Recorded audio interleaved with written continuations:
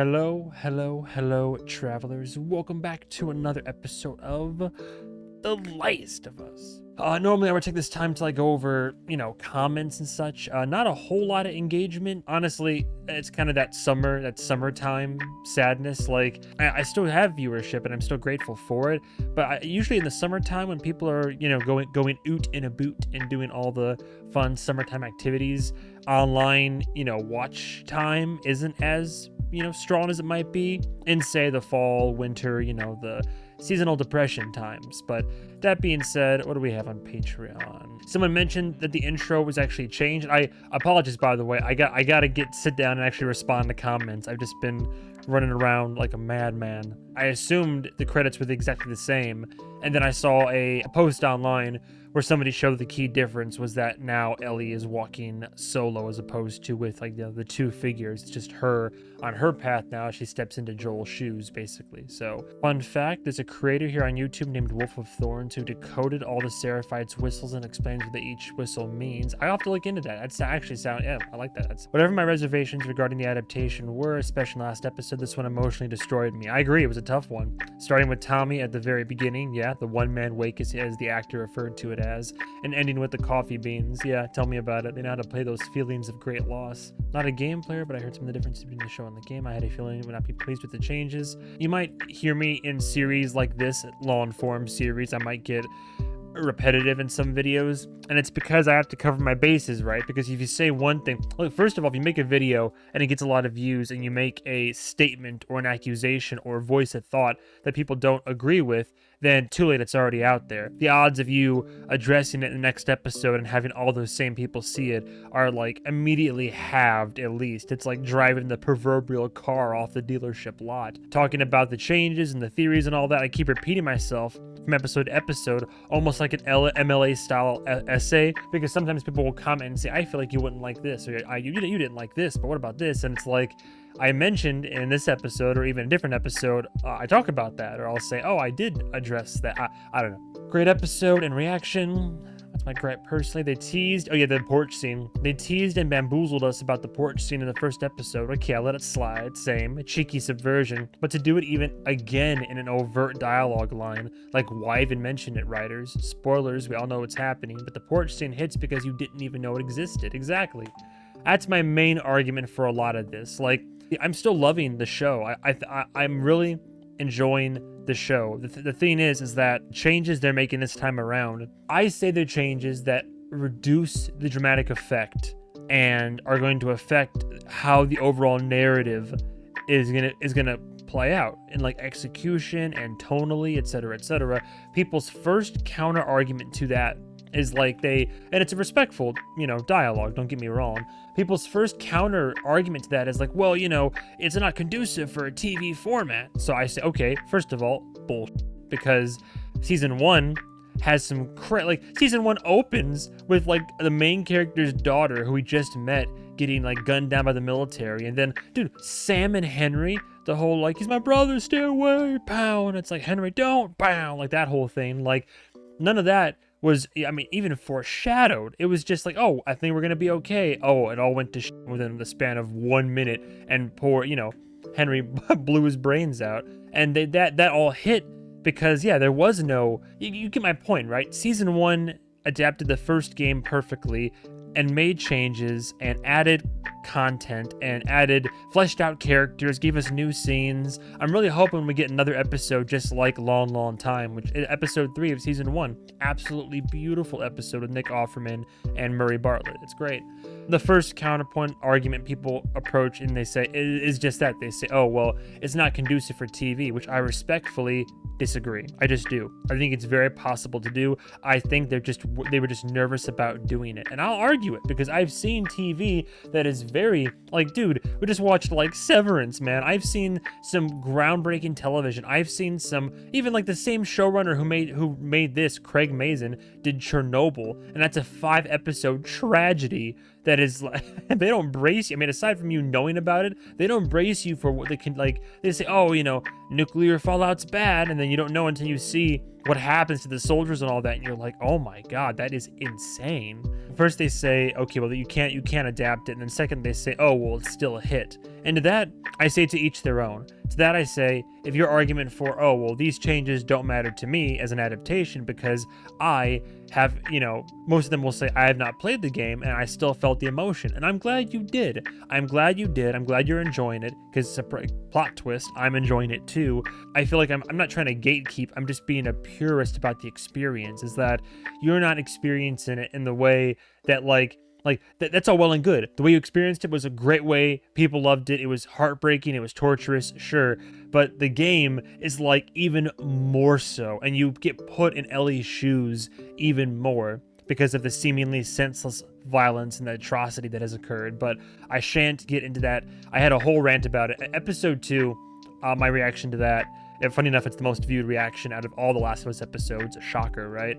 But I make my case in there. I go on like 2 pretty long, but I would say arguably well-constructed rants about why I feel the way that I do. But don't get it twisted. I'm still enjoying my time. If you want a great post-apocalypse video game experience like Last of Us play Days Gone, I'm going to try it again. So way back in the day, I played that game when it very first came out, and the original, I don't know if it was my PS4 or if it was the game on release day, but it was so buggy, I couldn't play it for more than a few minutes without crashing. I was getting fatal blue screen system errors. But I got a copy of it again so I can do the $10 PlayStation 5 upgrade for it. So I do plan on giving Days Gone a second chance in the near future. And yes, I am familiar with Stephen King's Dark Tower series.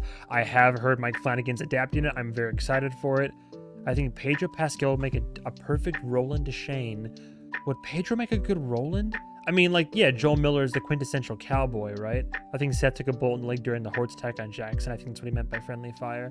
Yeah, apparently I and a bunch of other reactors misconstrued that line, but given the context of the fragile relationship between Ellie and Seth to begin with, I mean, forgive me for assuming, but I could easily see that being what he's referencing. But I thought I saw him during the battle, and maybe I need to go back and rewatch the episode. Maybe you can see him take a bullet, but it'd just be weird to take a bullet off screen and then just suddenly have a cane and be like, oh, friendly fire. I'm like, oh, is he being literal? Or Quattro is here. It is currently the shortest episode, but still 53 minuets.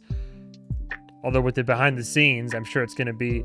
Dude, the behind the scenes are getting longer and longer. I like how all the social media pages for Naughty Dog and HBO and all that, they're like, stay here coming tonight. And it's the whole talking away. I don't know what. It's that whole scene, which I don't know if it's going to be the same song or not. But we know that's coming this episode, which means they have officially... We knew they were in Seattle. They've made it. We ended last episode with the preview of how the WLF is much more sizable than before, and the preview shows the little singing serenade, which means they're going to be exploring the abandoned downtown city center of Seattle, Washington. We know there's going to be the scene where Ellie serenades Dina. We know that, I guess that means that, yeah, they'll be up and about. They're going to find, they're not going to find Danny, because Danny doesn't even exist anymore. I'll save that later. What I think is going to happen is, clearly we make it to the theater. So we're getting the subway section in this, Subway Surfers. We're getting the theater bit. We're getting the reveal, the announcement in that theater as well. And then I would suspect that the episode will end with Ellie about to go out for Nora. That's what my guess is that it's going to be right before... Are we also going to go to the news station too, though? But Leia doesn't exist, so why would we go to the news station? But that's why... See, look, the reveal of the Seraphite so early on just a small, little path outside the city, as you see, the WLF mowed them down, as opposed to you're looking for the Salt Lake crew, and they find... they get to the news station in search of Leia, who they found a picture of thanks to Jordan, which I don't think we're getting the Jordan scene either, because he doesn't exist. And in the game, it's literally the whole thing is you then go to the news station and then you find the leftovers of what the Seraphites did. And again, you go for hours in Seattle without meeting a Seraphite, but you keep finding traces of somebody is stringing people up and ripping their guts out. Somebody is doing this graffiti about feel her love and her embrace and whatnot. And it's that build up until you finally find them and you're like, oh my God, these guys are crazy. No one to mess with. So again, it's not so much that I don't like how, like, they look great. They look and sound great. The makeup, the clothing, the weaponry, how they speak, it all tracks. But the order of operations in season 2, I haven't been the biggest fan of. But anyway, I've been yapping. So if you're watching on Patreon, thank you so much for that additional layer of love and support. If you want early access to these, and you want the reactions full, uncut, uncensored with HD video accompaniment, patreon.com/MovieMan101. You also have access that will give you access to my entire reaction library, which plus movie commentaries as well for the higher tiers. You being on YouTube, of course, here is more than enough. I still appreciate that. I would just ask you to do the usual. Like the video if you'd like to. Comment. Let's have a discussion. Tell me if you agree or disagree and all that. We'll start a dialogue around it. There's the raffle on my Instagram, @MovieMan101Pro. Find the Last of Us post on there. It's one of the newer posts, of course. Like that post. Make sure you're following. And I promise I do this I've been doing this with like most of my reaction series now, but on the season 2 finale of Last of Us, I'll be doing a random raffle poll draw based on who all liked the post and is following still. And that person, whoever the lucky winner is, will receive a free copy of Last of Us season 2. A flashback. One night, and you guys... About time. 2018 Seattle quarantine zone. 5 years into the outbreak. So we do get a flashback. Cool. You guys know me, like I'm easy on voters, right? That ain't what they say. Oh yeah, well them because they'd rather have me than Greenberg. Right? WLF stuff? I thought it was. Turned out later it was some like religious crap, but I didn't know that. Is that dude? Is that Josh Peck? It's just, yo, they got Josh Peck in here. Oh my god, that's crazy. So I got 3 voters against the wall. I knew I recognized his face and his voice. Dude, that's so that's boss. That's so cool he got to be in this episode. What a surprise little cameo there. They're gonna build up the WLF now because we know the WLF like went toe-to-toe with Fedra, assaulting convoys and taking them out, ripping them away from power to be their own power to the people. And then it all, kind of went either way. Fedra soldiers. Check out that wall. They were executed. Jesus. That's what this is. That's great adaptation. If this is the vehicle that I think it is, you find it just full of skeletons and like notes about ambushes and whatnot. Caught him red-handed That's disseminating. crazy. I love it. WLF stuff? Well, you can't handle 3 voters? What these fucking pussies even do? Oh! Greenberg slams his fucking head against the wall. There goes his teeth, just blood fucking Jeez. everywhere. Gotta love it. Paramilitary brutality. And boom. I'm waiting for it. Why do you call them that? What, cheese boy? Citizens, why do you call them voters? Oh, voters. Because we took away their rights. Oh, there's Isaac. Took away their right to vote, and somebody started calling them voters to mock them. I see. That's one thing about Isaac's lore that I don't recall if he was former Fedra or if this is him like trying to get inside.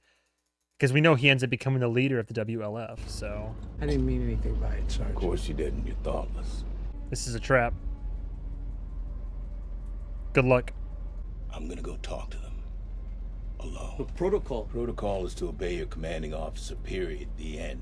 Now, if we go out there in force, this will end up the way it always does. No, see, he's going out solo. Let's try to figure this out the peaceful way. Unless he is WLF. Maybe they're gonna change his story so he kind of like converts. Come with me. Learn something. Dude, put the gun down. Oh my god, I got the gun trained. Calm down. I mean, it could be an ambush, but still. You Isaac? You hammer hand. Oh, this is all planned out? Like, he's gonna blow you're gonna blow him away? See, he might already be working for the WLF. Is this a covert op? Or is he gonna like he's about to throw a grenade in there, close the door, and then he's gonna be like, all right, I took out the one green guy. You can join us now. This is... You weren't too far gone there, buddy, because everybody else was laughing, but you weren't. You're like, why do they call them voters? So the one innocent guy, he's like, well, we can induct him while he's young. Damn. Yep, he's already WLF. Damn. Jeez.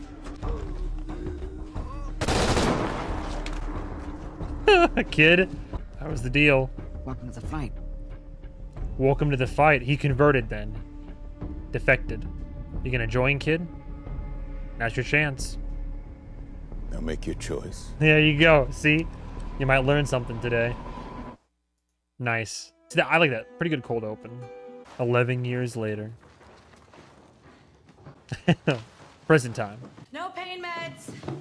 So we are currently downtown Seattle, and we're currently doing what you do in the game, which is you hop around from a few different buildings, using a map of the area, trying to find supplies. In one of the previous videos I showed, you find the long gun holster. You're trying to find gas, you come across a shotgun in a bank, so... Ooh, you reckon a yeast infection? If they show her picking up a pregnancy test, I'm gonna... Like, because that, again, that's taking away all the subtlety. There's nothing else back here. It is, isn't it? Hey, I'm gonna pee. Give me a minute. No, I knew. Why did I see it coming a mile away? All right, off. All right, well, at least it... Yeah, it's a Weston's Pharmacy. Dude, you don't get to... Okay, so again, picking and taking and moving around. When you get to Weston's Pharmacy in the game, you're Ellie by herself when she's going solo after Nora. You got, like, washed downstream went through hell and back in the Seattle sewers.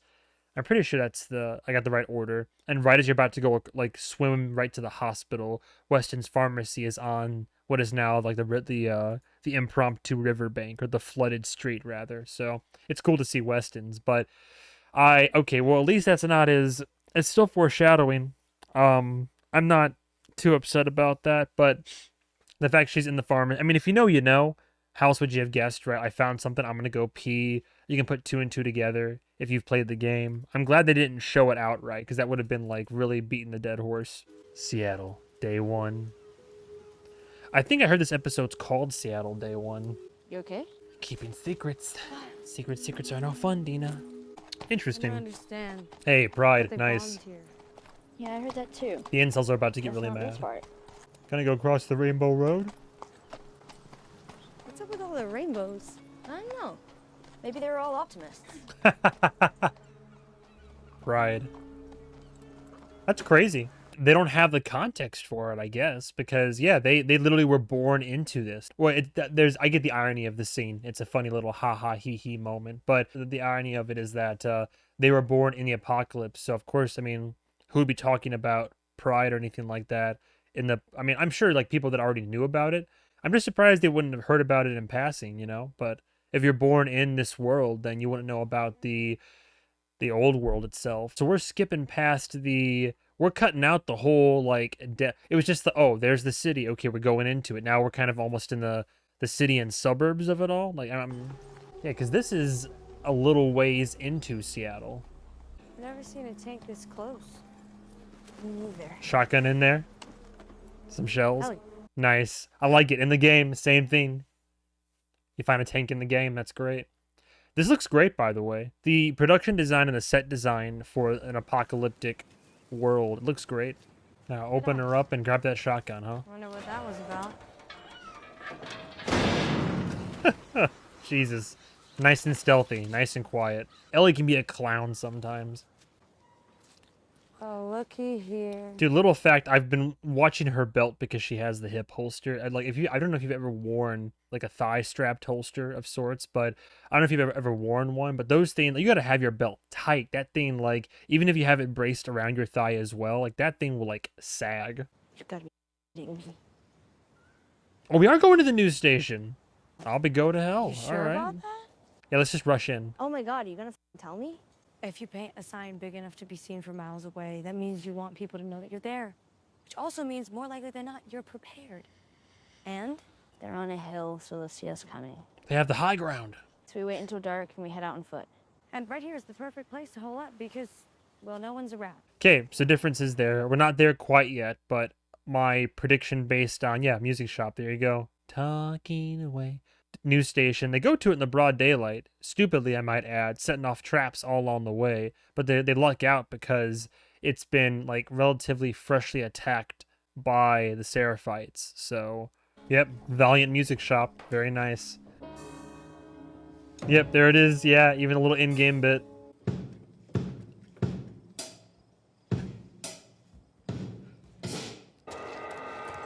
Oh, wow. That was an interesting beat. Oh man, there's our stage. Come on, man.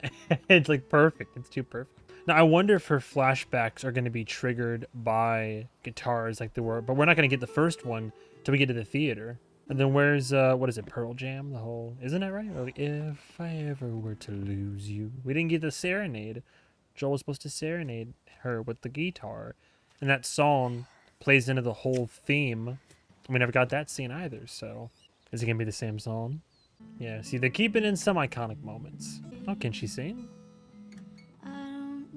Why? And to say I'm shade anyway. Come on. Oh, look at that. She's beaming. She's glowing. Wonder why she'd be glowing like that, huh? And a break from the violence and the chaos. As someone who went to an arts high school with a music department, I'm triggered right now.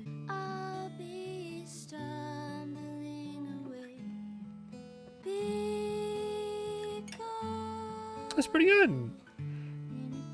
I don't know music, so I'm just saying it sounds nice.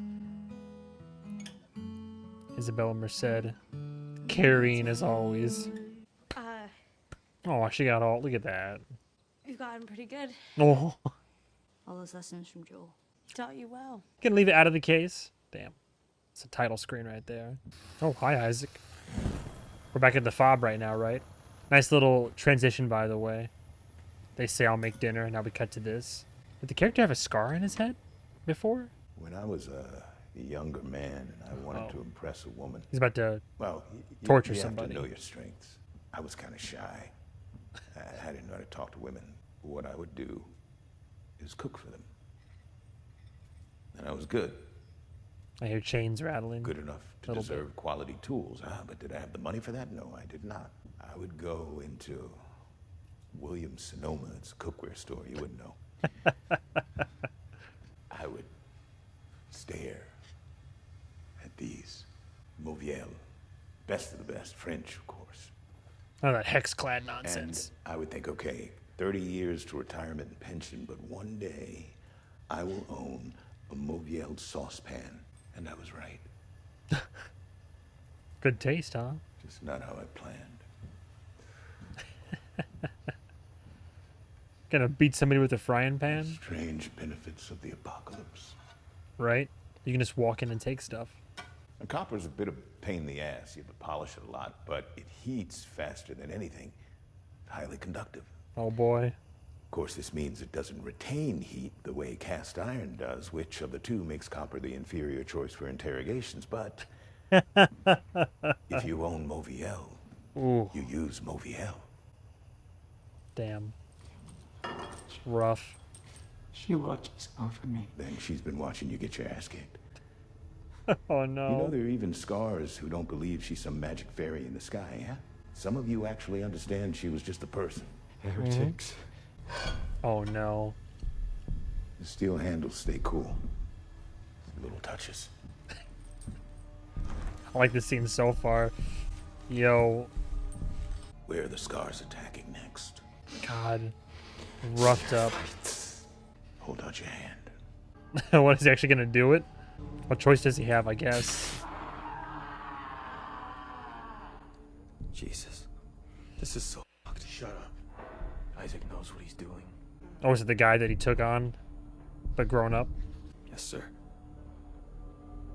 Yeah, see, in the game, you just kind of, you don't meet Isaac or any of, I mean, you go to a similar location to this, but it's not until you're way, like, over halfway through the game-ish, and you're playing as Abby, and then, you're going back to the FOB, the Forward Operating Base, to meet Isaac with your other, like, not only the Salt Lake crew, but the other wolves as well, and in getting to the elevator to go up to meet Isaac, then you actually run into him, like, as he was finishing up an interrogation, because, like, the lobby has all these rooms that have been converted into, like cells for said interrogation, because it's the eternal war going on between the Seraphites and the WLF, the Washington Liberation Front, or if you want to put it in the derogatory sense, it's between the wolves and the scars. She watches over me, she fills my soul, she watches Oh, that's a bad, oh my God, that's a terrible burn. She fills your soul. You put an arrow in a little boy's head. She filling your soul then? She tell you to kill children? You kill our children. Never by choice. You train them to shoot at us. Because your wolves killed them. Because you train them to shoot at us. Because you broke the truth. Because you broke the truce. Because you broke it, because we broke it. I'm not playing your little chicken and egg games today, Scar. Where is the next attack?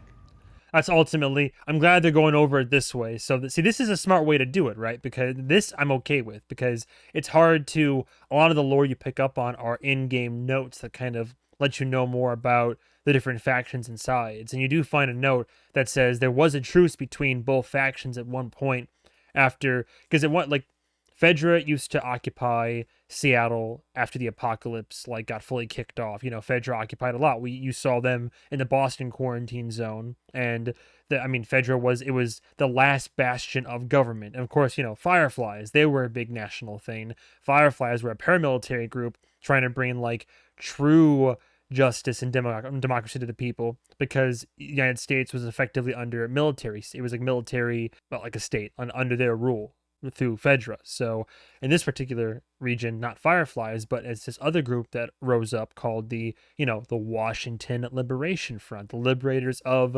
Washington, in this case in Seattle. So WLF basically went up the ladder, killed all the major, decimated Fedra through a coup and took over. But then eventually also subsects of people that weren't interested in either party, but adopted a new philosophy and like theology and religion, the Seraphites, and, you know, that she watches over us and our leader and our system of belief and the old world.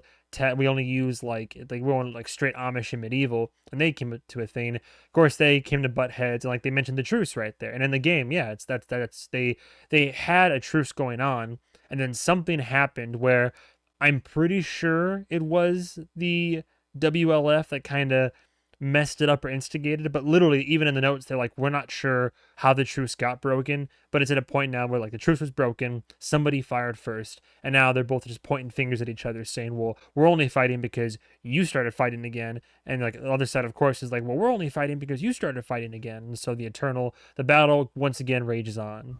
I like the scene though. It's brutal and a great way to establish Isaac. You're gonna lose. Also true. Are we? We have automatic weapons and hospitals, and you lunatics have bolt-action rifles, bows and arrows, and superstition. So tell me, how are we going to lose? Every day, one of your wolves comes to see the truth and takes her into their heart. Every day a wolf leaves you to take the holy mortification to become a Seraphite. And none of us ever leave to become a wolf. Gotcha there. Oh, Burn see, every part of you. You tell me what I want to know. hand out, ready to go, dude. Respect to this guy, dude. He's being tortured. You can tell. I mean, like, dude, like cold, naked, and afraid, battered and beaten, severely burned, and he still has the courage to like. This is why I say I envy people who do have faith, even though I believe in this case it's like, you know, potentially misguided. But this guy's like, he's definitely shaken. He's in pain, and yet he's still staying true to his belief, his faith. He's like, you're gonna lose. Your people are leaving you, and of course, he's just like, yeah, here you go. Keep on doing what you gotta do, but you're not gonna win. Crazy. He's like, I'm ready. Next hand. How you gonna break him, huh? Oh. There you go. Went out in his own terms. Damn. Scar got what he deserved. What is this like dollar store Chalamet over here? The one I like the continuity there. The one that he picked from that thing. He's been fully converted. Dude, why could it have been Josh? Huh? I guess they would have had to advertise it right. Still a great cameo. So somebody hopped onto the shed, climbed the downspout, broke the window, and got cut on the way in? Looks like it. Well, I guess that's our way in too. And if we run into wolves at Warrington Jackson? We killed them, right? Yeah, that's what that look means. Agreed. As Ellie slowly becomes the villain of her own story, like just killing anybody who gets in her way. So when you're gonna get in here, the wolves are gonna be cleared out because the Seraphites already attacked. Are we gonna see wolves strung up on at the news desk? And then you're gonna find, what is it, photo? I think in the game it's photos. You find the Polaroids of all the crew, and then a hint of where to go next. Because eventually we're getting to the aquarium. But this is following, oh yeah, that's arrows in the body. That would... What the fuck is this? Is that Is that supposed to be Jordan with the baseball cap on? Get out of here. Is that Jordan? You just shoehorned him in there? He isn't one of them. But he looks like he is. Well, we're definitely in the right place. I still appreciate the reference and the continuity, because in the news station, when you're looking for Leia, which you find a picture of her after you encounter Jordan and the crew, and then you take out Jordan, and then you're trying to find Leia, and you find her with the Seraphites' arrow. So yeah, the Seraphites have already attacked the news station, but instead of Leia's dead body, it's a rando WLF soldier that just happens to have the same kind of baseball cap that Jordan would have on. Okay, I still like the nod to the game though. These take so long to edit, mainly because I'm going through like gameplay footage to find these exact references for your viewing pleasure, for the compare and contrast. Which afterwards, I'm very proud of what I've done, but I'm just letting you know, if you want to know why it takes so long to make these, I'd make long format video essays if I had the time for it, honestly. Yep, there we go. You know what? Actually, kind of even more sinister at night. Tied up with barbed wire, cut open. Dina? They are nested with sin. Go.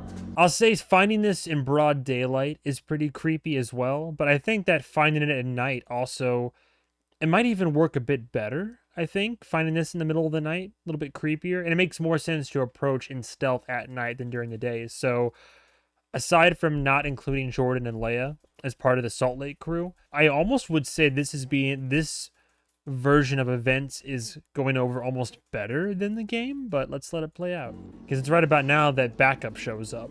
Ah, there it is again, that symbol. Feel her love.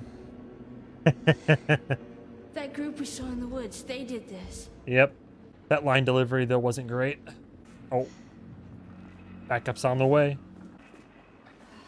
Oh my god. Carlos from Resident Evil 3.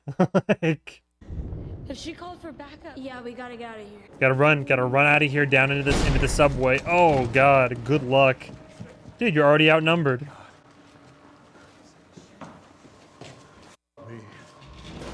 Look at this. Explosive arrow. Got all of them. Throw a nail bomb. Cut them down. Shouldn't we secure the station first? I said cut them the down. They're our brothers, damn it. Oh god, can you stealth kill people? Get your water bottle, Ellie, quick. Introducing the silencer. Silencers can be crafted. A silencer will only last 3 shots. Uh-oh. Although if you know the game well enough, I always will run into that room and just like throw the explosive as soon as they all come in. Works every time. But it's only if you know the spawn point. I love it. Looks just like the game. It's great. The upper deck, the lower deck. Gonna smash the window, make a run for it. Oh, stealth kill. Here we go. Yeah, gonna take him down. Hey, we actually have some gameplay right now. Holy shit. Crouch down real quick. Unzip that backpack. Craft a shiv. It's gonna be messy. Ooh, that was close. Sidearm, watch out. Oh, I thought he got it. Ellie, are you strong enough for this? Oh, are you gonna hold him and be like, back up? Oh. Hey, nice. Had to do what you had to do. Run, go. Nice. He's out. Hey, there you go. Got some gameplay right now. Tag team. Make a run for it. That's gonna be slippery. Yeah, called it. Like you didn't break your damn arm. Quick, get to the subway! Lock the door of the vending machine. Are we gonna meet a shambler? Crawl. Yep, there you go, crawl. What choice do you have? They can't. Start shooting in the hole. They're in the transit tunnel. Circle to south entrance. Okay. Hard cut? Do people even still like watch HBO like on TV? Because normally you can like splice a commercial in, but it always annoys me when TV has those like hard cuts that are like purposeful commercial bits. But since we're this far now, I want to go ahead and say, so I appreciate them cutting certain things for time. And there's like large sections of like, you arrive in Seattle and you explore this large open area of downtown.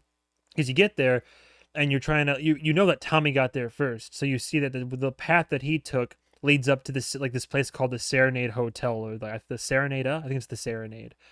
You explore the entire area trying to find gas for a generator. After, like, you know, an hour or two of doing that, you find the gas, you know, you have your little music serenade moment, and then do all that. You find the shotgun in the bank, you go in a little tanky tank, all this. Generator through the gate to the Serenade. It's already been hit.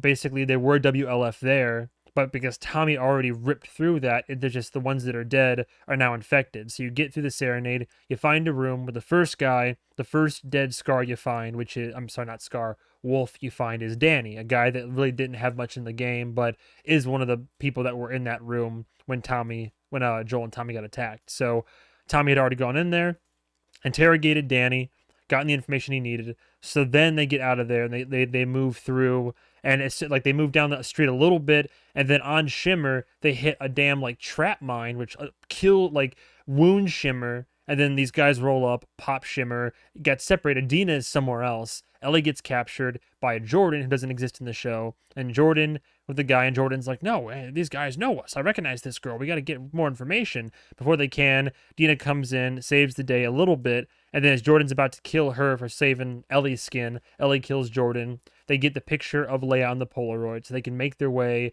There's a whole thing where like they're in a school, they're trying to get out of the school. Then you go through the kind of the mixture of suburbs and businesses where we saw them in the show, where like there was the whole, I don't want to say gay street, but there were the pride flags and whatnot. So then they make their way to the news station. They eventually get there, find Leia, arrows in her body.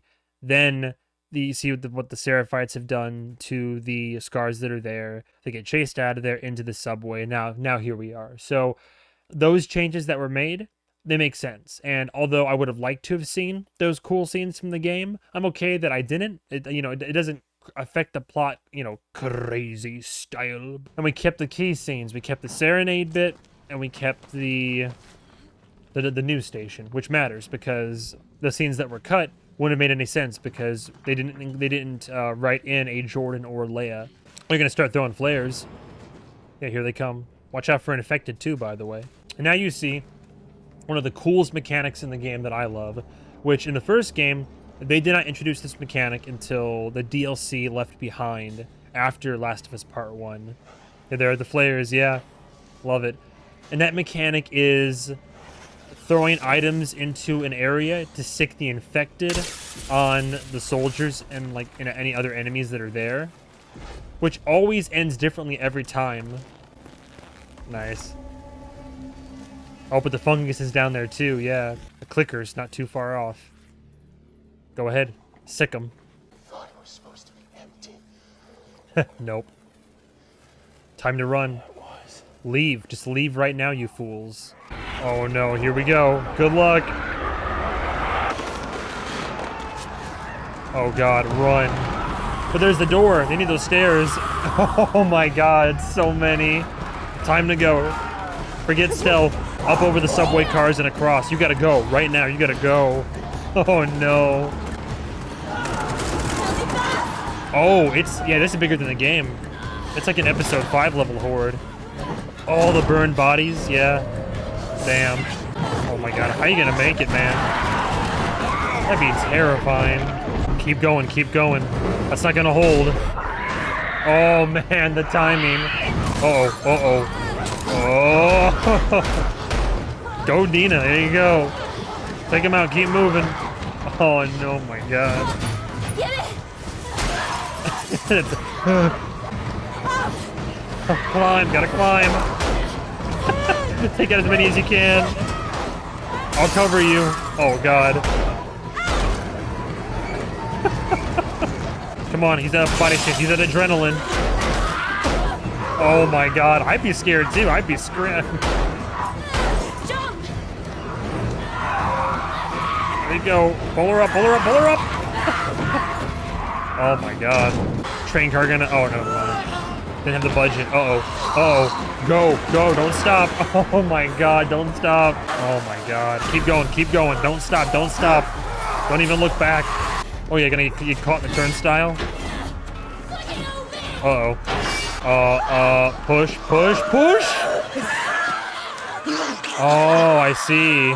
Oh. That was sweet, though. We know she's okay, but the truth is gonna come out. Oh, that's why she has her gun aimed, though. That makes sense. Different, but similar. Oh, damn. You got lucky. They just jammed it shut themselves. Oh. Again, for context, in the game, so that the subway is full of spores. I thought they were gonna put spores in season 2 because you need it. So they rewrote it. So instead of, there's a bit when they're running away and they're in the subway cars, and then the subway car shifts and they kind of fall out of it. And then you're both wearing masks. Ellie, because she's just keeping up the charade, right? Ellie's mask cracks.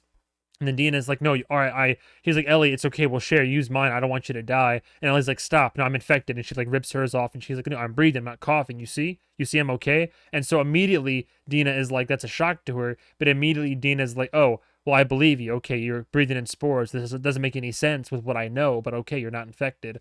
And then they run to the theater and have the conversation. With this, the reason why we see Dina raise her gun at Ellie is because Ellie gets bitten right there. Which, it's funny, because in the second game, she doesn't get bit a second time until, like, the tail end of the game. Which, again, doesn't matter because she's immune, right? But, so she gets the bite, so Dina's, like, ready to put down her love. And she's gonna, now, of course, Ellie's gonna have to be like, you gotta trust me. I already got a bite right here, you see? I'm infected. Oh, boy. Oh, the theater. So much. I love theaters, but, like, I love that we're at the theater, but this theater is, like, this is a dark place. If you've played the game before, this is for many reasons, for several reasons, this is a dark place. Ooh, they nailed it. They nailed it, though, for the design. Ooh, yeah. Yeah, we're right here. That's the theater right there. Here for now. Love it. The door. Of course, Ellie's not thinking straight. She doesn't realize Okay, what. it's not perfect, but if anyone tries to get in, it'll buy us a minute. You better hurry and say something. Oh, yeah, about this. Well. Okay, I know you're scared. Please don't. But I need you to understand something. Please don't make this any harder than it has to be. Wait! Why did you do that? Why did you have to do that? Because I love you. I would die for you. I would. But that is not what just happened. I'm immune. I can't get infected. You're lying. Dina, do not f***ing shoot me! I've been banned before. I'm still here. I'm gonna walk over there, nice and slow, to that big f***ing chair, and I'm gonna bandage my arm, and I'm gonna go to sleep. You're gonna sit as far away from me as you want, and you're gonna keep that gun pointed on me. If I turn, shoot me, but I promise. A lot of times I wish this wasn't true. I'm gonna wake up exactly as I am right now. What have you got to lose, huh? Let's just do it, huh? This conflict would be avoided if we stuck with the game's story and had spores and had that whole mask moment down there. But all right, go off. I suppose this does add for more dramatic tension. Damn. Hard cut for commercial break. I'm starting to think that those are hard cuts that are specifically for commercial breaks. It's just water. Rainfall on my face. Yeah, I was joking. No shaking. I'm sure Dina's seen somebody turn at least once. Can I show you? I mean, it's still good for a dramatic scene. And the way that it's shot, because now even her face is obscured, just the light depersonalizes the whole thing. But the whole, like, the love scene in the grow house and her trying to reveal the truth about her bite and Dina not believing it, thinking she's just playing around, like, I prefer that. This is fine, though. Dude, she shook. Alright, now it's time for your truth. You want to tell Ellie what's going on? Oh, Ebenezer Scrooge? What's up? Is that bite a vision of things that could be or will be? I mean, Dina's being smart, very cautious. She wants to believe, but... Ellie. I'm pregnant. I'm pregnant. There it is. Oh, what the...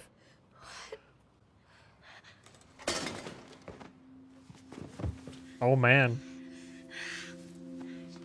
This is where we're doing it? This is where we're doing it, though? I mean, it makes sense, I suppose, to an extent. It's not as natural. It's not as natural, but I'm here for it. There's a lot of emotions in the room, a lot of adrenaline. They almost died. They're both sharing their truths. Oh, my. Hey, you need help a little. Gotta let off a little steam in the apocalypse. Gotta release a little steam now and then or you'll blow up. Man, I tell you what though, I'm glad they finally made love, but it does not work here as much as it does in the, like, I don't like being a hater. I'm not even trying to hate right now. I promise you, I'm not trying to be a hater right now. I can believe this, but the fact that I have to put myself in a headspace where I'm saying, oh, I could believe this happens in these circumstances, in this context, like, it's not as effective. It's not as romantic. It makes so much more sense for them to have the romantic connection before all this trauma happens. It makes so much more sense, like, for it to happen in the grow house the way that it does and have an intimate moment, which also feeds into Ellie's guilt, like I've said before, about like, oh, if I wasn't screwing around, literally, maybe I could have found Joel and saved him sooner. But like, it being in the grow house on their little patrol, on the fated patrol, it fits so much better.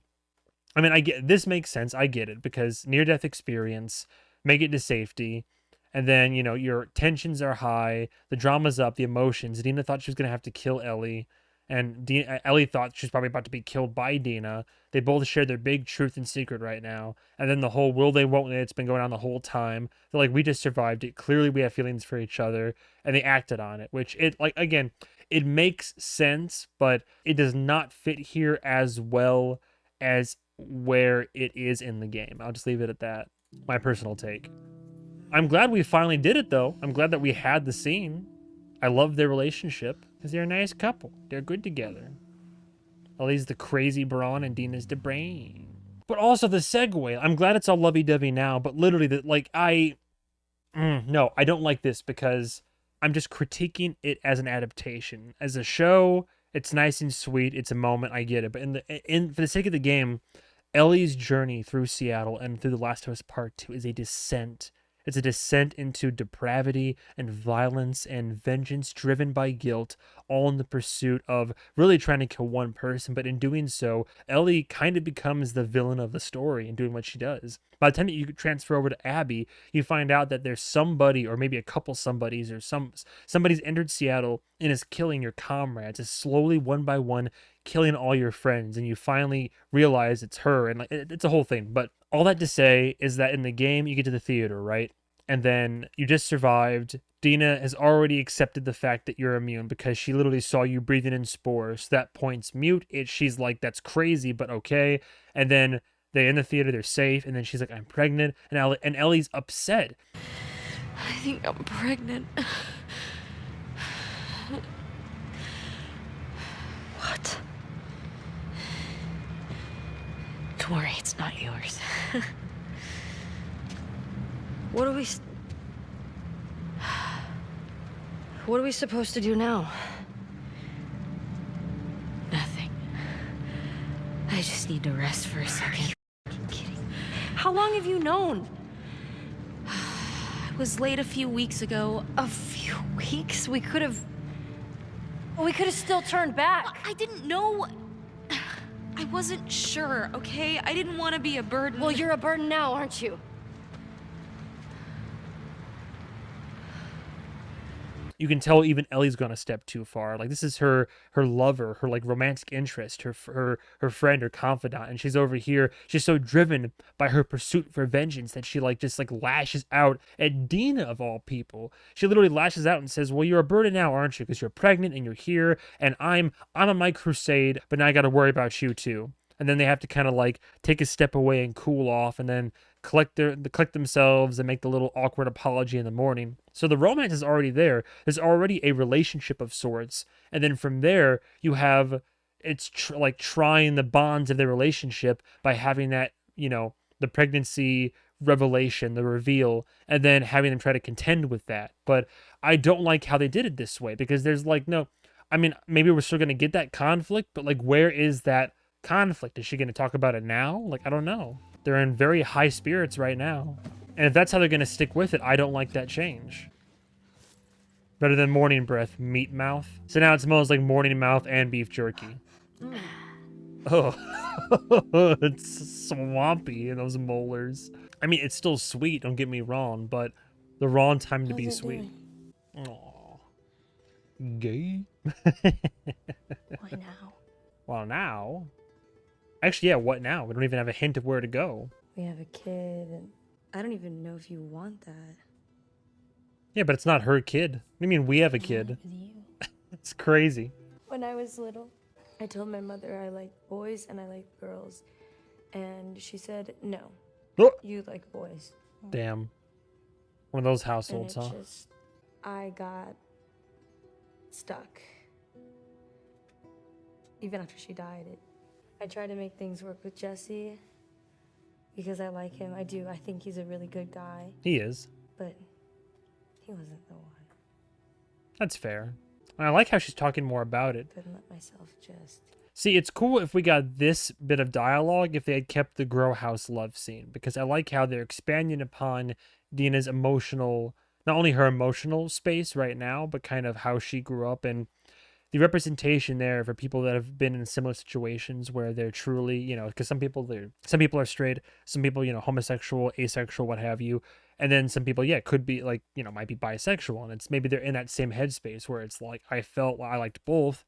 And then somebody told you like, oh, that's not the right way. And so it's good for somebody out there to hear that, you know, to see on a big several million dollar budget TV show, to see the representation of like, oh, you know, maybe it's a younger person who sees, oh, here's somebody, a character that I like. And here on an international stage, I'm hearing a story, a experience, if you will. I appreciate how they're adding this in to further delve into not only Dina's character, but also like, yeah, her journey through that and the hardship she's encountered. My only gripe is that I wish it was earlier in the show rather, but I also like the juxtaposition of this episode's structuring between the brutality of Isaac and the scars and rather like the wolves and the Seraphites going at it, the torture and the mutilation, the depravity, and then also their survival and now their romance. I found a pregnancy test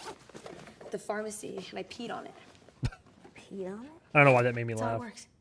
I don't just randomly piss on stuff. Oh, okay. Oh, you don't? Mark your territory? Here. This one's pretty old. I was about to say, is it expired? And here. Oh, I used to. There you go. And here's a couple more. Oh my god. I did.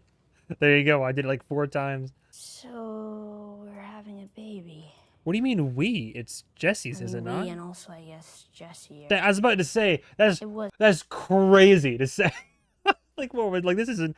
You think he doesn't even know? Like, crazy to say. Oh yeah, our life, our baby. That's all well and good, sure. But like, you got to realize, like, if he's the father, I mean, like, it could be your baby if you want to raise him, but also he is the father. It's wild to say, yeah, we're gonna raise this, right? Oh yeah, there's Jesse. I guess you're right. There is Jesse. That's Jesse, right? Yeah, literally, what I just said. I'm gonna be a dad. Yeah. Ellie is the dad, honestly. Oh, on the radio. There you go. Okay, similar but different. He just said Nora. Yeah. She's gonna know Where Abby is. Oh, Nora. Oh, Lake Hill. that's next But episode. I don't know called where it. we are anymore. Okay, we go up high and we look around. Come on. So, are we skipping? No, we're not going to Hanover yet. We're going to the hospital. Is that right? Jesus. See that white building out there? Hospital? That's it. That's Lake Hill. All right, that's going to be Nora. That'll be next episode, that scene. You don't have to go. You can stay here. Cute. No, I'm not saying... It's different now. Yes, it is. Will you please just think about it? She's right. That is confrontational. Oh, does she have her bracelet on? How is that the first time that I'm seeing? Is she going to give it to her? Together. Together? What are you talking about? Are we going together? That's a huge change. By this point, you would have given her the bracelet for good luck, too. Damn. I think I'm right in my prediction. I think that... Dude, are we going to end... if they've already started filming season 3, I think I might be right. I think we're going to end season 2 on the theater confrontation. But we're running out of time. We've got 5, 6, 7. We have 3 more episodes to go. Obviously, I know I'm a broken record. I keep saying it, but I keep saying it They said there'd be deviations, right? I get that, but I just keep saying that because season 1, I was just like, there were few changes. In season 2, I'm like, man, how are they formatting and structuring this? So episode 5 is going to be going to, I mean, it was the hospital in the game. Maybe it's just somewhere else to get Nora. Tommy would have already gone here first. That's a huge deviation. I like how they were expanding upon Tommy's character. Don't get me wrong, I like how they expanded upon him in the show, gave him more scenes, but the inverse of that is that we don't get the true-to-life Tommy of, like, going to avenge my brother because I was there in the thick of it, and then Ellie and Dina following in Tommy's footsteps, trying to track him down so that they can try to figure out where Abby is because Tommy's already trying to track her down. But it was cool for them to open up with showing a little bit of a flashback to the WLF and showing Isaac and his character. We're fleshing him out a bit more. So we had the flashback of Isaac, both then and now. Went to the news station, an abbreviated version of everything, but we still got it. And again, it makes sense for the sake of a TV show. So no shamblers, though. I just realized, man, all right. So bloaters, yes, but we're cutting shamblers out.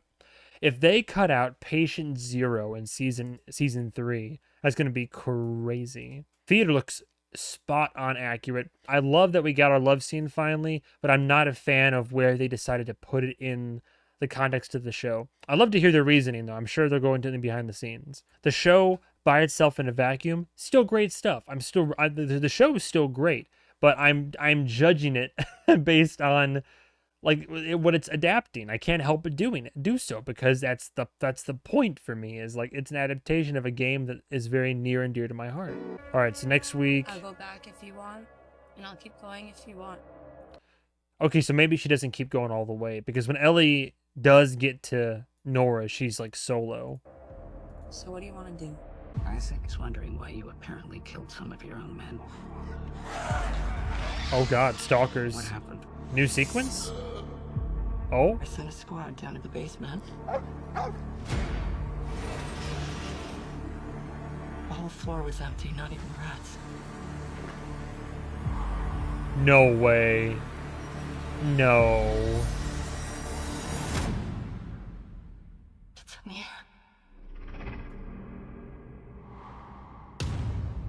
Spores.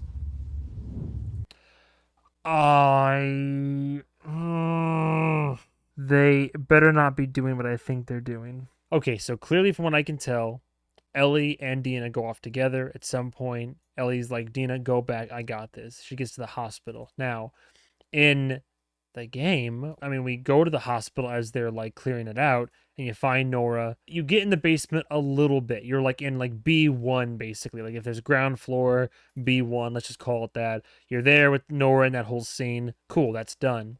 Now in the game, you also find out that during that same kind of time frame-ish, at some point, Abby, when you're way further in the game, you end up further. You're in the lowest level of the hospital, which we find out for Seattle was ground zero, where the outbreak like officially started in the city. There's a sequence of events that happens that is like terrifying, survival horror thrill ride. I'm hoping that Ellie, just because I saw the creature breathing out, I'm hoping that all they're going to establish in this is that she goes down there and we find out that spores are a thing and now they're introduced into the world. I don't want the sequence that Abby goes through to instead be transferred over to Ellie and she goes through it and they blow their load this early. If you know, you know. If you don't, I'm sure it still is going to look really cool. It is Seattle day one. They find a place that they consider to be relatively safe. They haven't run into any infected. They haven't run into any soldiers. Yeah. The only people they've encountered have been dead. We knew that the history of Seattle was fraught with violence, just like the history of almost every remaining city. In Seattle, we have a group that was under the heel of Fedra and was able to set up this uprising that in large part was helped by Isaac. And that's part of his origin story. Isaac, who remembers what the world was like before, makes it very clear to these guys that they're assholes. Josh Beck, crazy. Isaac Dixon, who's leader of the WLF. At the beginning of his story in the show, I wouldn't say that he betrayed Fedra. I think rather it's the opposite. He feels that Fedra has betrayed him in terms of ethics. Character rationalization. Gotta love it. Citizenry And Yeah. so he takes steps to reinvent himself. Yeah, power to the people, restore it. I was very happy to see him return to You it. see him give What an this honor. kid a chance, but then you see that same person 10 years later, they're like a shell of that person that was once there before. Yeah. Scar got what he deserved. The WLF are just as bad as Fedra, and I Mhm. think that's what's really key and what's so clever in Jeffrey's performance cycle. is that this is a character that has a lot of power. Isaac is still seeing the world as us and them, and we will see how that disease is the real contagion in the world today. What I appreciated about that scene was Brian, the other actor who was chilling.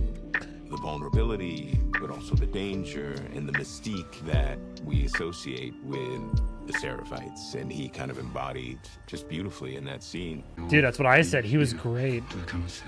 Great scene.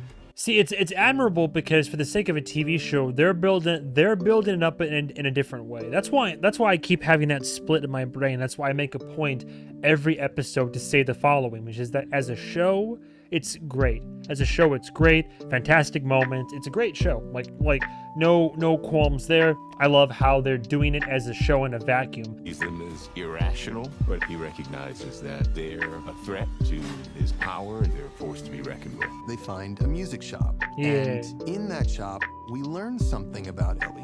This goes back to season 1. We find out that Joel did teach her how to play, and he Yeah. taught her really well. Yeah. And Dina arrives and sits down, and this is a moment that is from the game directly. It was optional in the game. It was possible to miss it. But it was such a fan favorite, and we loved it so much, me and Craig, we had to bring it over. If only they felt that way about all the key moments, but It's really beautiful performance, not just from Bella and how she's playing it and singing it in this like very iconic song But from Isabel. Aha. But really beautiful performance by Izzy. How We get she's to receiving see it, There's yes. something else going on. She's having such a strong emotional reaction to seeing Ellie play this song. The music shop scene was really special. It was one of those days that just felt really magical and easy. Bella played beautifully. I was serenaded the whole day, like, Aw. that's awesome. Also getting to fall in love with the character in such a unique way was really, really cool. I think that's when she knows that she loves Ellie. I'm a massive fan of the game, and so I was so happy to have Take On Me Aw. in my episode. That's 'cause great. That's like one of my favorite moments. Ellie basically is completely putting their heart on the line, singing the song, and Bella can play guitar, so that was a gift. So Bella learned It all the worked song. out. That made such a massive difference. Like the K&B set is one of the most spectacular sets I've ever been on, but Nice. what happens in the story at that set is incredibly dark. violent. Yeah. So the TV station was this big new set that Don, the production Oh, they just had designer, people and his team hanging. designed. To be honest, I actually think it might be my favorite set of the season. Nice. It was fairly heavily based on the game. We still Yes, had it was a lot great. more to do in terms of how they get in See, and the little back. I love if this shows you that I know my I know what I'm talking about, right? Not to like, toot my own horn over here, but like the fact that literally everything I'm pointing out, where it's like Isabel Merced and her reaction to the scene is almost more impactful than Ellie and her serenading Dina. And then they say, oh yeah, it's the way she received it. I'm like, yeah, I clocked that. And this, where I said, oh, this set looks fantastic. 1-to-1 with the game. I'm very impressed. I even said it almost is more impactful at night than during the day. I can make concessions. I can make admissions. And I can say like, hey, the way they did this in the show, these moments here and there, all actually are a bit more effective than they would be in the game. The season 1 had many similar moments. It just had all these different spaces for us to play in. Image that was very important for Craig to get right from the game, which is these hanging bodies, lit up by the Seraphites purposefully. I love that shit. They got fans working on this game too. That's great. I have the exact same tattoo. I have Ellie's. If anybody didn't know, by the way, I have Ellie's switchblade with the words "Endure and Survive." I don't know if you can see that in the camera. I got my Uncharted tattoo, Last of Us, 2 Bioshock tattoos, Evil Dead. I got everything everywhere all at once over there. A little nauseous when I think about it. They put real people up there and they put them in harnesses, and they were just hanging with their miles of guts spilling out. That's crazy. It was really important that we Real people do that too. with actual bodies. So Yeah. it's stunt people who are hanging. This tunnel leads to an abandoned and in fact collapsed metro tunnel. And this was another incredible Oh my set God, that yeah, about to Don say, and these his team sets are built incredible. in an old newspaper factory. Oh wow. It's a dream to come on a set like this. the show is all. Dude, see, this is crazy. See, this is why I'm so glad. Like, I'm glad they got the funding to really, like, the reason we're able to make it so on par with the game is because season 1 did so well. So HBO, like, we got more funding, the creators and the artists from HBO, to really get this all together. Because to make a video game come to life, I mean, it takes a lot. All about being visceral and grounded. And when you have something like this set to work with, it makes our lives so much better. Stunties, mine is Cass and Isabella's is Naomi, really are so great at walking us through what we're doing and making sure that we're comfortable. And yeah, the whole stunt team were such a support during the Yeah, episode. stunt workers, real heroes of Scariest the part industry for me like is that this. actually inside, this is full of skeletons and stuff. I mean, obviously it's all fake, but like, it feels really real to me. Her commentary on a lot of these episodes always tickles me. It's not like bad. I'm not trying to take the piss out of her or anything, but I love how whether she says, "Oh, this actually made me cry," or she's like, "Well, it's all fake, obviously, but it was real to me." It's like, yeah, we get it. We're already doing the behind the scenes. You can just say it. It's okay, sweetheart. You can just say like, "Oh, you know, it all felt so real. It was crazy." But it's like, well, I know it's obviously all fake. Like, Dina is 100% certain that she is going to have to shoot Ellie in the head. I love Dina's journey in this episode, right? Because we have been being quite sure about her feelings for Ellie. She talks about her sexuality, wanting to own who she actually is by the end of the episode. And I think that is a very moving and powerful story. Hopefully will touch a lot of people. Dina and Ellie both Yeah, have that's what I was a hoping big for as well. secret that they're hiding from each other in this moment. And so when that comes out, I think just the fear and the animal instinct of like needing to survive and needing human connection, that just kicks in. And I'd say that's probably one of the scenes with the most heightened emotion, like bubbling at the surface for both of them. It's just water.